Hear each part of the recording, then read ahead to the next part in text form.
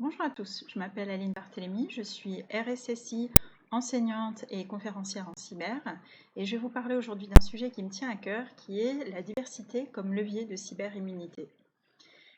J'envisage la diversité sous plusieurs axes. La diversité de genre, bien sûr, je suis membre du CEF6 et j'essaye de promouvoir la place des femmes en cybersécurité, mais également la diversité en termes d'âge, d'origine, de formation.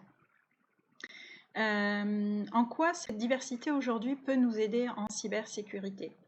Je vois trois principaux challenges sur lesquels la diversité est le levier de choix. Le premier challenge, il s'agit de la diversité des attaques auxquelles nous devons faire face. Il s'agit d'attaques qui peuvent avoir des motivations différentes, des schémas techniques différents, des objectifs différents et également qui peuvent se coupler à de l'ingénierie sociale.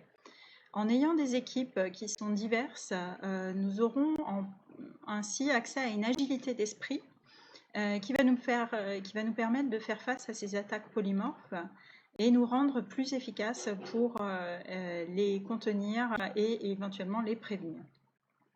Le deuxième challenge auquel nous devons faire face, il s'agit en particulier lors des formations et des sensibilisations à la cybersécurité, c'est les biais culturels. Ce sont les biais culturels. Aujourd'hui, notre mission est d'avoir un message efficace pour que nos équipes soient clairement notre première ligne de défense.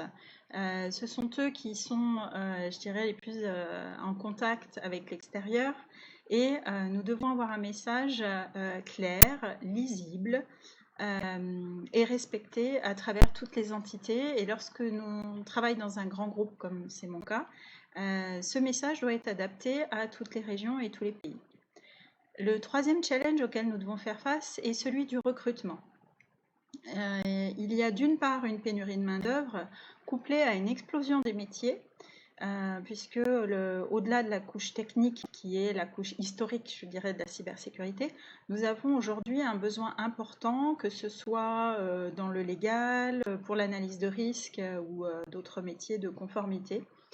Et le meilleur moyen aujourd'hui de répondre à cette pénurie, c'est d'ouvrir le panel de notre recrutement à des personnes qui n'auront pas forcément la sacro-sainte formation ingénieur, qui peut être par ailleurs parfois un petit peu formatante.